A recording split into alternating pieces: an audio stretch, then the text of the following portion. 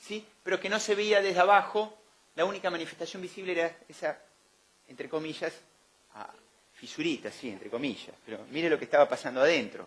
Digo, sin ánimo de asustar, es una experiencia que tuvimos, ¿sí? El caso es que, bueno, tuvimos que, como la línea de vigas estaba pasando por acá, hacer un anclaje de barras, a nivel de, con todas las farmacias, perdonen la marca, pero bueno, aquí está la competencia, pero también las usamos.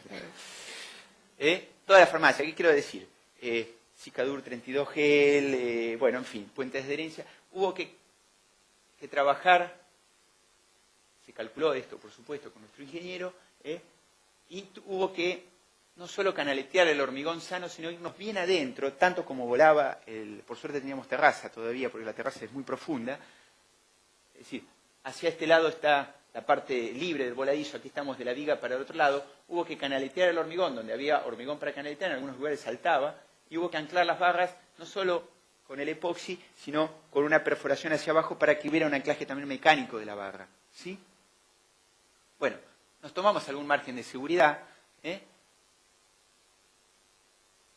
y por supuesto después, una vez que se planteó todo el tendido de armaduras, se llenó primero la viga de borde, que se le incorporó armadura, se cambió un poco el perfil que tenía, pero la imagen después quedó exactamente igual.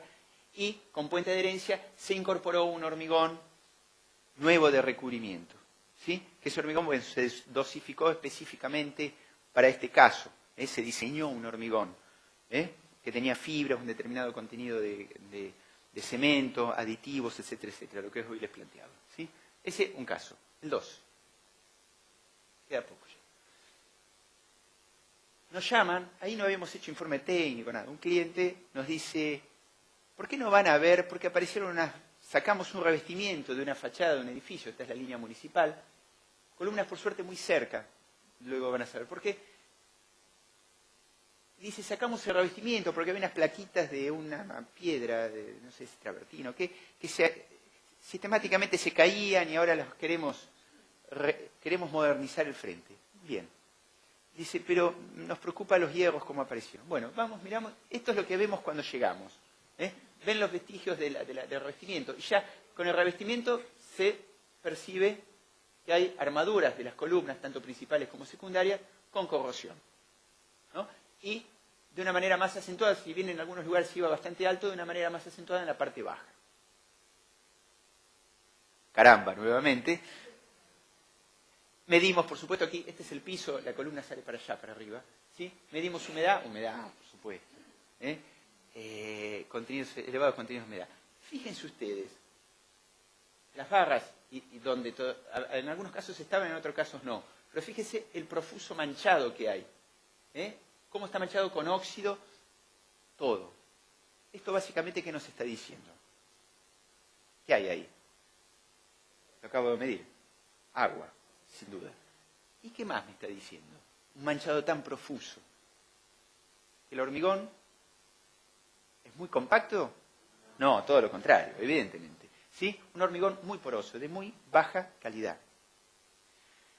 El caso es que, fíjense ustedes que esto era lo menos grave, ¿sí? Bueno, primer plano, pero uno puede ya, viendo el aspecto del hormigón y esta situación,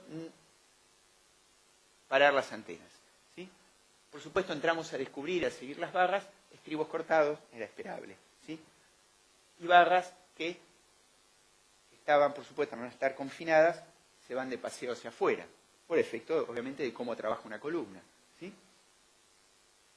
Y con unos perfiles, es decir, un estribo cortado, y con unas pérdidas de sección interesantes. Bueno, aquí era en otras que estaban en una fase inicial, que estaban más al borde, no eran las más afectadas. Fíjense ustedes la pequeña fisurita acá, la secuencia, ¿sí? Pequeña fisurita. La misma, Sacamos el recubrimiento, lo mismo aparecía atrás. ¿Sí? Donde había fisuras, el hormigón, el acero estaba así. Pero cuando lo limpiábamos, pueden observar, aquí ya había corrosión, pero en algunos lugares, ¿sí?, la pérdida era muy grande. Y si no me falla la memoria, alguna barra principal estaba cortada. A veces me confundo los casos. Pero si fíjense ustedes, ¿qué tipo de corrosión estamos teniendo ahí? Puntual, localizada. Uno, viendo esto, en principio, tiene que decir, estoy teniendo corrosión por cloruros, Mar del Plata, era como un clásico. ¿Sí? En el caso anterior, es muy probable que también se hubiera dado lo mismo. No hubo tiempo de hacer análisis porque teníamos ahí al muerto, así que lo teníamos que...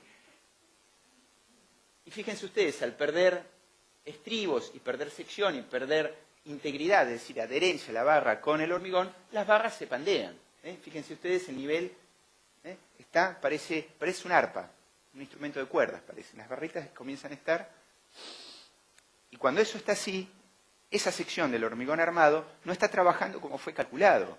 Y está quedando íntegro el núcleo, al borde, uno nunca sabe hasta dónde, de una ruptura frágil a la compresión, como se rompe una probeta, con 12, 15 pisos arriba. Una cosa que nos salvó, tuvimos que actuar como bomberos. También tuve dificultades para dormir esa semana. Una cosa que minimizaba la situación era que las columnas estaban todas muy cerca, ustedes observaron, y ya se habían producido deformaciones en las columnas y uno, mirando la fachada, veía los arcos de descarga hacia las columnas que se habían mantenido en pie. ¿Sí? Ya se había acomodado la estructura. ¿Sí? Pero uno nunca sabe cuándo revienta o cuándo no. Bueno, ahí dijimos, apuntalemos. ¿Cómo apuntalamos todo esto? Y fue una jugada. Dijimos, reparemos ya. ¿Y cómo lo reparamos? Se hizo una intervención de extrema urgencia. Bueno, midiendo secciones, no sé si alcanzan a ver ustedes. Acá dice 9,69. Era sobre una barra, no menos, una mínima de una columna es de 12, y esta era más del 12. ¿Sí? Pérdidas de sección puntuales en determinados lugares que uno medía muy significativas. ¿Y por qué son rojas? ¿Qué había pasado?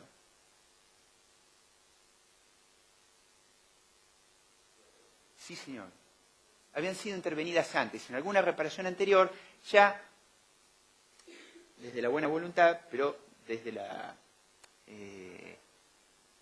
falta de conocimiento y una técnica inadecuada de reparación, le habían aplicado el convertidor de óxido. El convertidor de óxido, ustedes bien saben, está formulado para cumplir su función en una estructura, en un elemento de acero, de hierro, expuesto al ambiente, pero no metido en un medio alcalino, por un lado. Y por el otro lado, es decir, no lo digo yo, lo dicen los investigadores, es decir, Walter Morris, Marcela Vázquez, por mencionar trabajos locales del INTEMA, hay estudios comparativos en donde distintos esquemas de protección de las barras, entre ellos el convertidor, da que en el mejor de los casos es inocuo.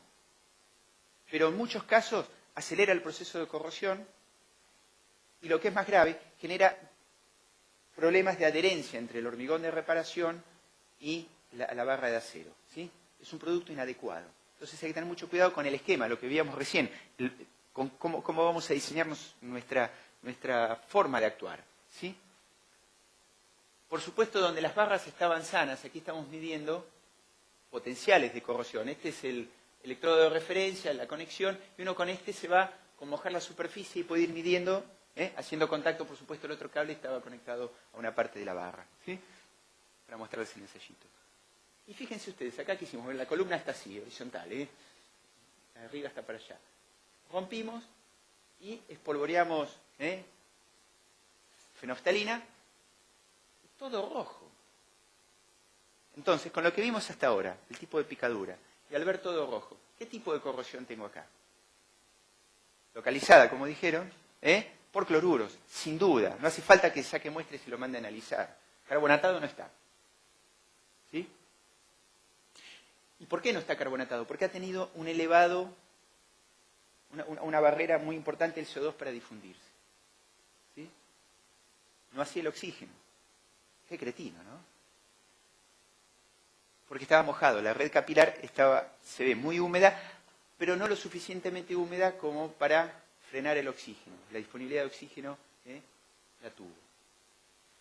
Bien, el Fernández Cánovas, un manual que se los recomiendo ampliamente, profesor emérito, en fin, todas las chapas tiene. Tiene un manual rojito que es como una Biblia, se los recomiendo de acá a la China.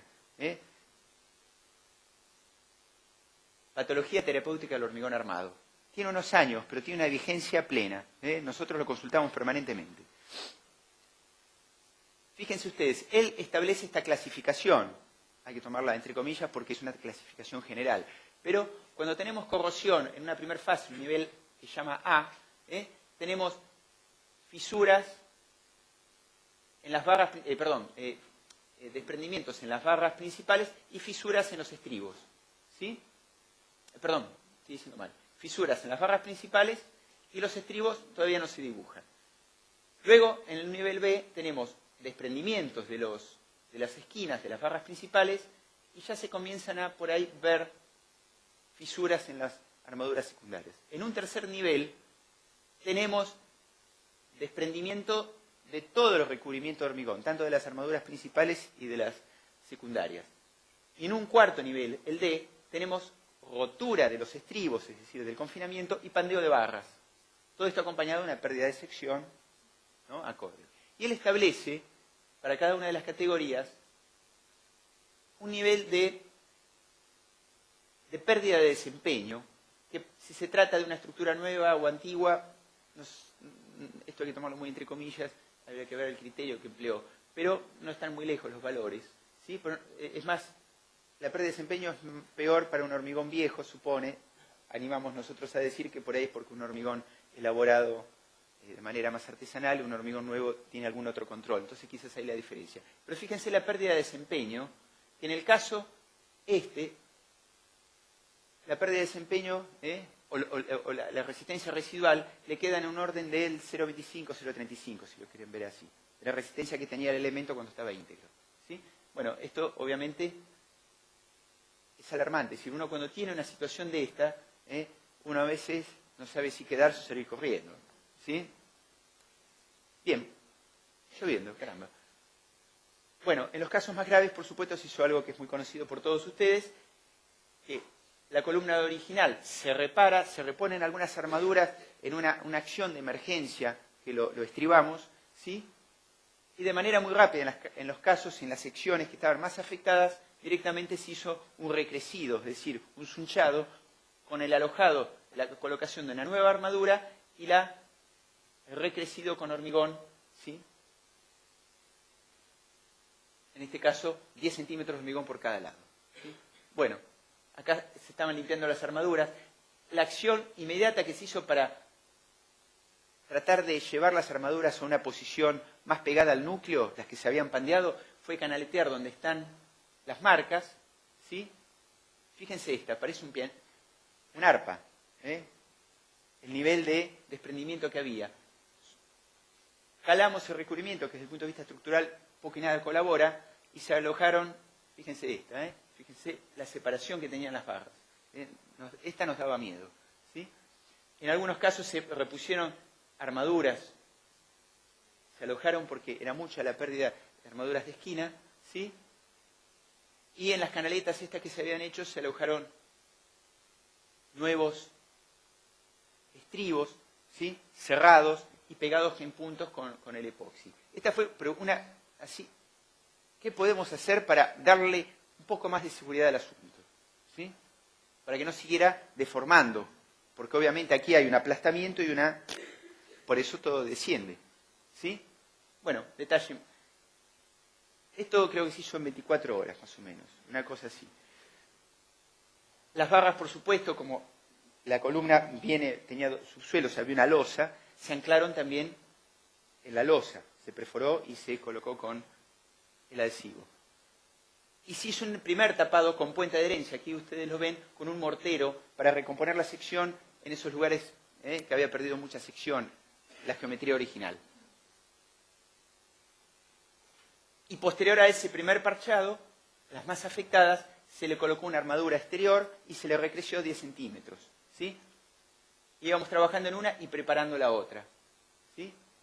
Bueno, aquí es parte de la preparación de las armaduras nuevas, todavía faltan poner hierros. Se pintó con puente de adherencia y con el encofrado preparado, porque el puente de adherencia de un tiempo muy corto, se cerró y se coló un hormigón también especialmente formulado para el caso. ¿Sí? Fíjense ustedes que era tal el volumen en algunos casos del primer parcheo que se hacía, que había que encofrarlo. No se podía hacer una suerte de cuchareado azotado. Había que encofrar y tirar hormigón, previo puente de adherencia, ¿no? Es decir, era como una suerte de, a una escala más pequeña, un trabajo similar al que estamos haciendo acá, ¿sí? Pero teníamos esta suerte. Las más afectadas estaban muy cerca. Bueno, ahí cuando se desencofró un primer parcheo de una de las columnas, siguen pintando los muchachos. Qué buena pregunta. Bien arriba. Llegamos, arriba estaba más íntegra, entonces el sunchado, para no romper desde arriba, que había un departamento, llegamos bien al borde y se dejaban unas ventanas y se colaba el hormigón por ahí. Ahora, tenía superfluidificante el hormigón, nos permitía trabajar con mucha ductilidad. Y le dimos un espesor importante a propósito para que no tuviéramos problemas de llenado. Bueno, me faltan las intermedias, aquí ya está revocado, ¿sí?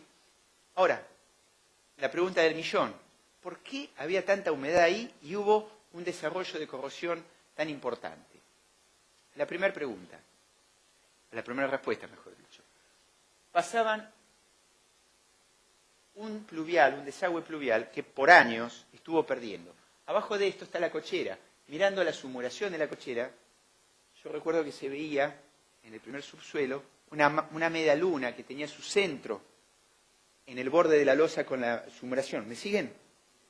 El lugar donde estaba pasando el desagüe pluvial. Una rotura en la cañería hizo que por años hubiera un vertido en este sector muy importante. Por eso había humedad capilar ascendente. Recuerdan que la medimos.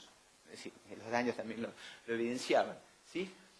Entonces, cuando se hizo este trabajo, se buscó la causa de la humedad, se descubrió la cañería, se reparó, ¿sí? Es decir, primer criterio, actuar sobre la causa. No solo reparar, porque aquí fue una de bomberos, se fue salir a dar estabilidad o recuperar la capacidad resistente de las columnas. Pero actuamos sobre la causa. Y por otro lado, bueno, nos tomamos unos recaudos adicionales que al abrir la losa, retirar el contrapiso y el contacto con la vereda, ahí se hizo un hormigón como para lograr una suerte, un hormigón y se aplicó un epoxi, un puente de adherencia, para lograr una suerte de aislamiento entre el material que sabíamos que iba a quedar húmedo o que va a seguir húmedo, y para que no haya capilaridad, ¿sí?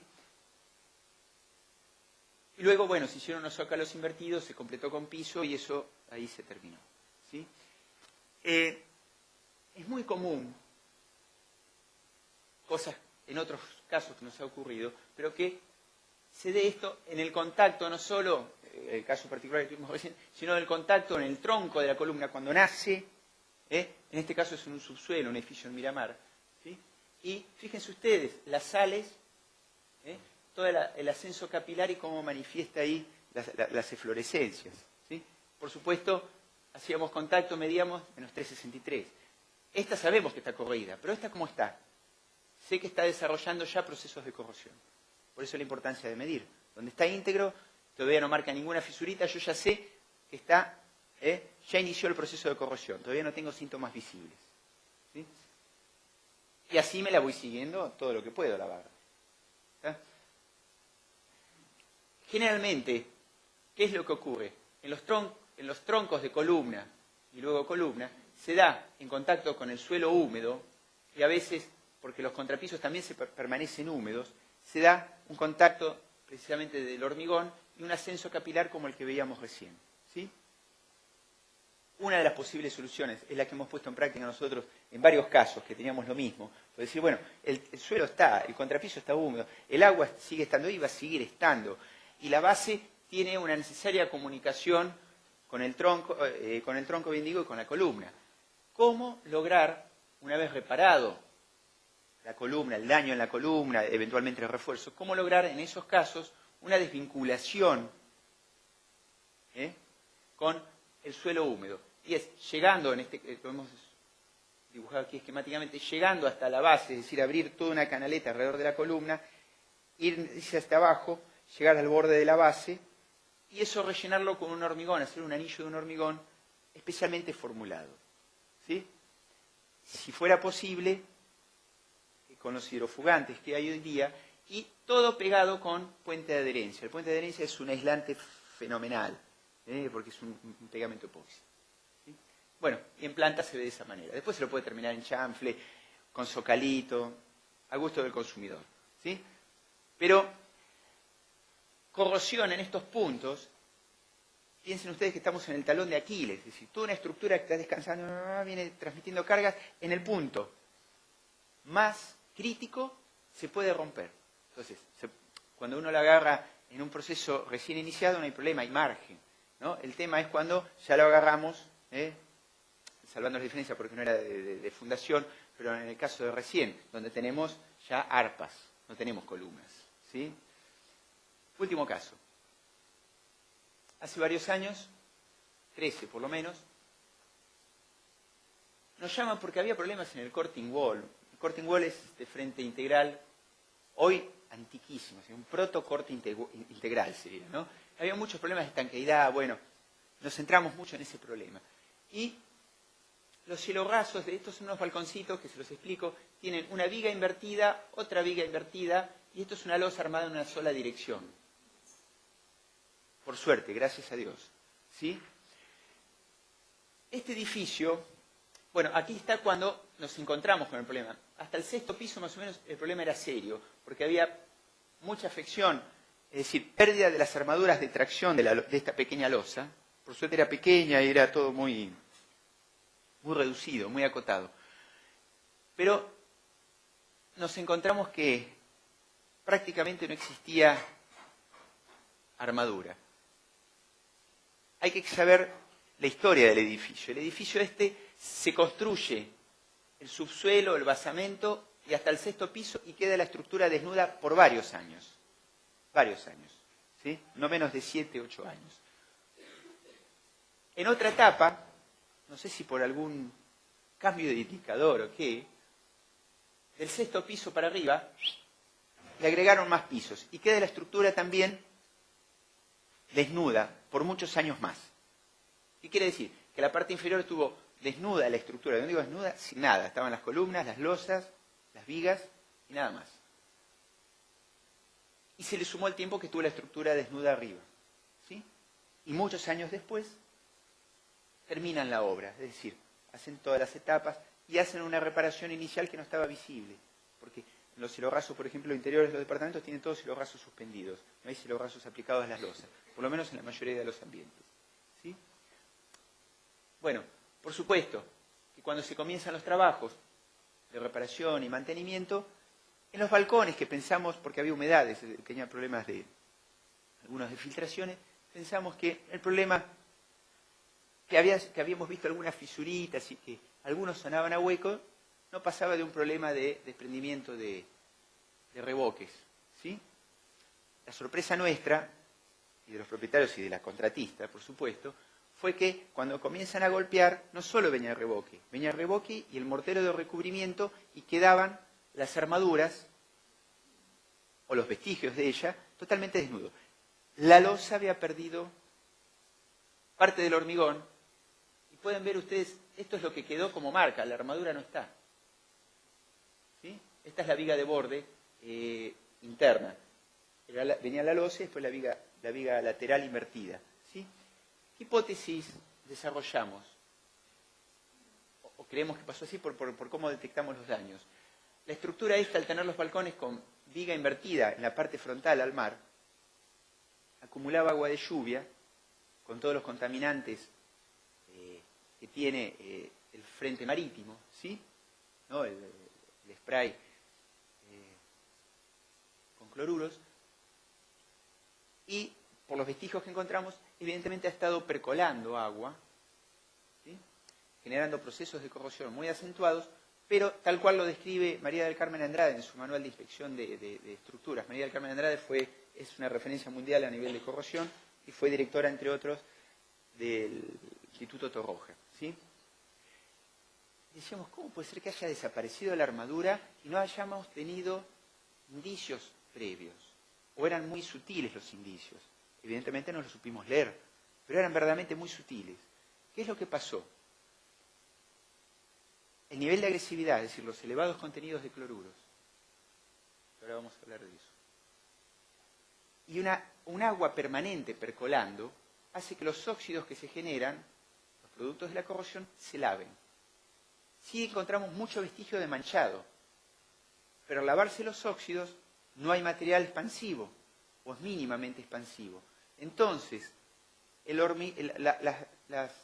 las barras prácticamente desaparecieron, se disolvieron, mancharon mucho el hormigón y produjeron un plano de fractura a nivel de las barras. Por eso cuando se caían, había que picar siguiendo las barras, pero los puntos intermedios que dejaban el hormigón en contacto quedaba agarrado ahí. ¿Sí? ¿Me siguen? Había, en los casos más graves, más pérdida de secciones había, más pérdida de barras había prácticamente un plano de fractura horizontal entre la parte superior de la losa y la parte inferior. ¿Sí? Por suerte eran muy cortas. Bueno, aquí contamos con la asistencia del INTEMA, del ingeniero Morris y de Marcela Vázquez. Se hicieron ensayos y entre ellos se midió los contenidos de cloruros. Y fíjense qué significativo, qué mapa a nuestro juicio exacto da. En el subsuelo, 0,21 contenido de cloruros. Una parte de la estructura que se hizo y permaneció relativamente oculta y no expuesta al ambiente marino porque estaba abajo, ¿sí? Muy protegida. 0,21. Uno puede suponer que era el nivel de cloruros que traía el agregado, la arena. ¿Sí? En la primera etapa, hasta que suspendieron la estructura y quedó muchos años, fue la que más tiempo expuesta estuvo, ¿sí? 0,91. El doble que 0,4 y 6 veces más que 0,15. Que es lo que hoy la norma establecería como límite. 0,91. ¿Qué quiere decir? Que si uno supone que traía 0,21 con la arena, el resto, el 0,70, se lo agregó la exposición al ambiente marino. Y fíjense ustedes, para completar el concepto, la estructura que estuvo menos expuesta, que fue la parte final, los últimos pisos del sexto para arriba, los análisis de cloruros dio 0,31. Un poquito más que el 0,21 porque estuvo menos tiempo expuesta. ¿Sí? Aparte se hicieron determinaciones de potenciales de corrosión, velocidad de corrosión, se hizo un estudio muy completo y en función de las recomendaciones que dio el INTEMA fue que se intervino. ¿Sí? Bueno, es así como estaba. Los puntos que tenían unión entre un hormigón y otro, en algunos lugares era precisamente la parte central, ¿sí? Donde las barras... pero era muy generalizado. Esta es la ménsula, una parte de la ménsula, la armadura inferior. Fíjense, las barras, las secundarias habían desaparecido y las principales, muchas de ellas también. No estaban. Magia. Bueno, las que quedaban se trataban y las que faltaban se reponían. No sé si alcanzan a ver, pero aquí se está reponiendo y fijando barras nuevas de acero, que se vinculaban con la viga esta de borde, que era muy, muy, muy significativa, nos permitió un anclaje muy bueno, porque además tenía mucha profundidad, y se enganchaban a la viga de borde. Esta era la ménsula y la viga de borde. ¿Sí? Acá hay un tabique machazo de hormigón. Por suerte eran muy generosas las secciones de hormigón. ¿Sí? Bueno, se colocaron barras, se pegaron con material epoxi, y aquí teníamos que hacer lo contrario al primer balcón. Teníamos que llenar desde abajo. Un lío. Gunitar, ¿saben lo que es el gunitado? Es hormigón proyectado. Se suele hacer eso en túneles o en estructuras a veces, para reparación también. Pero bueno, es un lío. Es peor que el yesero. ¿Sí? Un escándalo. Imagínense hacer esto a 6 pisos de altura. Un lío. Y además, muy localizado, poca superficie. Entonces, ¿qué hicimos? Con la asistencia de la gente del INTEMA y el asesoramiento técnico de algunas empresas y de la propia contratista que se desempeñó muy bien, una vez repuestas las armaduras, se pintó con puente de adherencia y un mortero especialmente dosificado, ¿sí? Se fue aplicando, pero presionando con la cuchara, porque se tiraba tratando de tener un rebote mínimo. Y tuvimos que cambiar la formulación y, por supuesto, vuelvo a mencionar, ¿no? Hormigón dosificado, con arena de río, por supuesto en las reparaciones, me olvidé decirlo, es lo indicado, para no volver a poner cloruros en una arena de mar. Alto contenido de cementos, aditivos y fibras. La fibra fue la clave, la fibra nos permitió, creemos nosotros por las pruebas que hicimos, con una buena dosificación, tener un rebote aceptable, no tener tanto material que se nos caía. Y aplicándolo por capas y sucesivas capas de puente de adherencia. Bueno, acá ven ustedes donde las barras se anclaban, se habían anclado ya y ya está el puente de adherencia puesto, con las barras nuevas. Bueno, obviamente esto no es una cirugía cerebral, tiene cierta cosa de bestialidad la intervención en obra, ¿sí? Pero bueno, y es fundamental, no solo la buena, aquí están viendo distintas capas de mortero que se estaban aplicando, es fundamental el contar no solo con un esquema predeterminado de calidad de producto, sino la mano de obra. Si es todo un pack, si falla algo de eso, sonamos. Por ahí los productos son muy buenos, pero mal empleados, estamos en el horno, ¿sí? Y viceversa. Bueno, y así se iba cargando hasta que en un punto final ya nos permitía ya casi llegar con la terminación para recibir los reboques, ¿sí? Y ahí ya lo vemos parchado todo, ¿sí? Esto fue hace muchos años y por indicación del INTEMA nos sugirieron dejar contactos eléctricos desprofeso en los lugares más afectados de la estructura para poder hacer monitoreos futuros. Y aquí está Marcos midiendo, haciendo contacto. Este es el borde del balcón. Hacia allá debe estar el vacío. Dejamos unos contactos eléctricos usando unas cajitas de... ¿Vieron ustedes? Ya es una antigüedad lo que digo. Rollitos de fotos. ¿Vieron lo herméticas que son las cajas? ¿Sí? Bueno, al hierrito lo pinchábamos hecha la cavidad, ¿no es cierto? Con el hierrito que dejamos lo pinchábamos y quedaba casi a ras la tapa, muy disimuladita. Así que si miran en detalle, algún día cuando ven esas tapitas, es para medir potenciales de corrosión. Entonces, eso a uno que le permite hacer monitoreos en función del nivel de potencial que está midiendo, sin romper la estructura, habiendo dejado esta previsión, puede saber si hay potenciales que lo remitan a una actividad corrosiva o no, ¿sí? En lugares donde uno ha intervenido tiene sospecha de que vuelvan a aparecer problemas, ¿sí? El monitoreo es importante. Y para así ya cerrar, ya nos vamos. Sí, me pasé 5, ¿sí? Moraleja, entre otras. Estas cosas ocurren. El medio agresivo, bueno, es lo que Dios nos ha dado, ¿no? Pero el hormigón lo hacemos nosotros, ¿sí?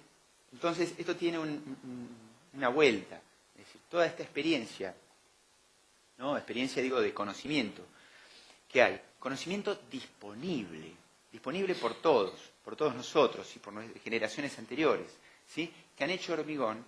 Se sabía de estas cosas. Ahora se sabe más, antes se sabía menos, pero se sabía cómo se hacía un buen hormigón. Y de hecho hay muy buenos hormigones hechos que no manifiestan problemas, ¿sí? Entonces, en función de estas pequeñas anécdotas que les he contado de obra, uno sabe con claridad, y ustedes ya lo han, creo, intuido, que hacer bien un hormigón. ¿Por qué? Porque el hormigón, la parte del hormigón, por lo menos en los procesos de corrosión, más importante que debemos hacer, y es el que peor nos sale, es el recubrimiento. ¿Por qué peor nos sale? Porque hacemos un hormigón muy bueno, pero lo curamos mal, como bien decía el compañero, ¿sí? Vamos a tener un recubrimiento muy defectuoso. Y bueno, por todo lo que explicamos, no quiero volver a ser pesado, sabemos que es por donde entran y se producen los problemas, de por donde entran los agentes agresivos, ¿no? Y los que los acompañan, el agua, el oxígeno, etc. Esto el hormigón es importantísimo, ¿sí? Y en términos generales, esta es una regla de las 5C, una mnemotécnica, como para acordarse. En náutica, si alguien hace náutica, sabe que SIR significa saliendo izquierda rojo. Yo estoy en un puerto, estoy saliendo, la baliza que tengo a la izquierda cuando estoy saliendo es roja. Bueno, esto, igual que SIR, la regla de las 5C, esta no se pueden olvidar nunca. Para formular bien un hormigón durable, ¿sí? Cemento, tipo y cantidad, el adecuado, debemos formularlo Pero el cemento tiene muchísima importancia. Recuerdan ustedes la reserva alcalina que da el cemento con los carbonatos, sobre todo el carbonato cálcico, es clave. Y en lo del cemento quería mencionarles algo que sí es más moderno en la bibliografía. Hay ensayos del Instituto del Cemento Portland, de Fernández Luco, que es un docente investigador muy reconocido de la UBA, que ha estudiado que es tan importante el cemento en términos comparativos respecto de la relación agua-cemento, ¿sí? Para unos ensayos con una serie de probetas, etc. Y el tipo de cemento es fundamental. Y el cemento que habría que estar usando aquí, digo aquí, Mar del Plata, en todo el sector costero, sería un cemento clase 3 con escorias de alto horno. ¿Por qué? Porque es el que le dificulta la difusión al ion cloruro, ¿sí? De manera muy drástica. Entonces, el tipo de cemento influye mucho. Relación agua-cemento, la segunda C. Cemento y agua. Lo más baja posible. Y la norma nos está exigiendo hoy 0,45, 0,50, por lo que vimos en el CIRSOC. Curar, la otra C. Curar bien el hormigón. Seguir lo que dice la norma IRA respecto del curado. Es muy detallada y se debe hacer de esa manera. La otra C, por supuesto, lograr, y si seguimos ese camino vamos a lograr un hormigón de elevada compacidad, es decir, que tenga una red capilar muy baja, baja porosidad y obviamente, en consecuencia, al ser compacto, alta resistencia, ¿sí? Y la otra cuestión, el recubrimiento, el espesor de recubrimiento que hay que darle a la armadura. No solo el hormigón debe ser bueno, sino que debe tener el recubrimiento adecuado, el espesor necesario. Si hacemos esas cosas, vamos a andar por la buena senda, diría algún pastor, ¿sí? Y por supuesto vamos a poder pasar con actitudes preventivas, y yo le diría predictivas, que es el mantenimiento que evoluciona al preventivo, vamos a poder pasar de vidas útiles en uso. Una vez que se construye el edificio tenemos la vida y los desempeños, ¿sí? Que van a tender a caer con el paso del tiempo. Lo nuevo no puede seguir siendo nuevo con el paso del tiempo, con el uso, dice Blacher. Esto es así. Hay agentes de degradación muy diversos, en la corrosión ya los hemos harto dicho, ¿sí?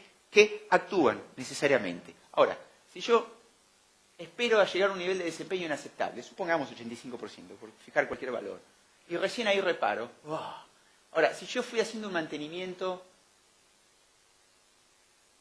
bien cortito, y en eso es muy sabia, y hay que reconocerlo, la existencia de la ordenanza 12.562 que establece la inspección periódica, porque el primer ítem de mantenimiento, ¿cuál es? De mantenimiento general. ¿Cuál es el primer ítem de mantenimiento? Lo acabo de decir, la inspección, la detección precoz, ¿sí? Bueno, por supuesto, con técnicas de mantenimiento preventivo que tienen su base básica, elemental. Un típico mantenimiento preventivo es inspeccionar cada tanto. ¿Vieron el manualcito del auto?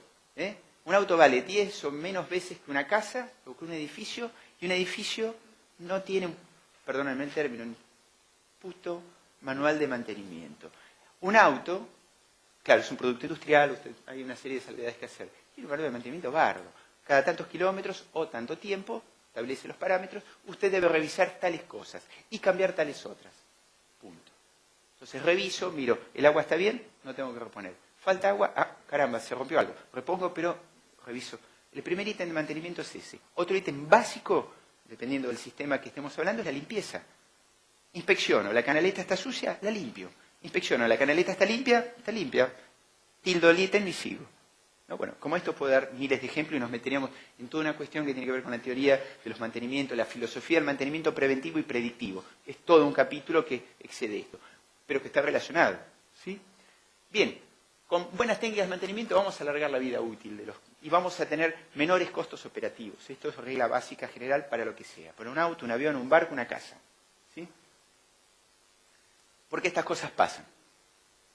Este fue un colapso de una estructura, vigas de borde con unas ménsulas y un balcón que se cayó, está acá abajo el balcón. No murió nadie por milagro, lo digo en serio. Había 2 personas en el balcón que se cayeron y hubo un fracturado. Pero baratísima salió. Nos tocó hacer una pericia de parte Y las ménsulas, porque había documentación que así lo acreditaba, las actas de asamblea, daba que estaban fracturadas, había grietas en los arranques. Es más, en algunas tenemos la sospecha que habían sido agregadas después por cómo se había roto. ¿Sí? Bueno, es toda una historia. El tema es que el hierro no estaba. Es decir, vieron cuando se rompe algo, hay una fluencia, hay un acortamiento, pero había hierros que habían desaparecido. La parte de la ménsula que trabaja tracción, que es la de arriba, no estaba. Y por eso se habían producido las grietas. Y encima, el balcón que estaba acá, era un balcón agregado. Fue una estructura que no estaba originalmente prevista, que no estaba calculada toda la ménsula, las ménsulas y la viga de borde. ¿Sí? Pero pasan estas cosas. ¿Sí? Este es más reciente. ¿Sí? 2 balcones. Acá arriba había esto es murete de terraza. Había un balcón que salía así. Este se cayó, se llevó este y quedaron los 2 abajo. Y se accidentó una persona. ¿Sí? Y estaban procurando, porque había grietas en el murete acusó, trabajó como un testigo, había grietas que indicaban el giro. Cuando llegamos, estaban las canaletas para ponerle unas llaves, unos hierritos al murete. No es chiste. Y cuando estaba un operario del lado que se cayó, con una moladora, se vino abajo con balcón y todo, y apareció abajo. Y el otro estaba del otro lado. ¿Sí? Y abajo, milagrosamente, no había nadie. Baratísima. Y fíjense, al ras. Y por supuesto, las armaduras con corrosión. Perdidas o desaparecidas algunas. Y lo que están viendo ahí arriba es un techado, como si fuera un ruberoy, que era la impermeabilización, que no estaba permitiendo ver qué estaba pasando con el contrapiso y la losa. Y el vestigio que había, o el síntoma que había, según nuestra deducción, eran las grietas en la mampostería del voladizo. ¿Sí? Bueno, más detalles de lo mismo. Y ahora sí es la última. Y esto más que un chiste del negro Fontana Rosa es una reflexión. ¿Sí? Que la escribió 3 días después de Cromañón. Sí, señor.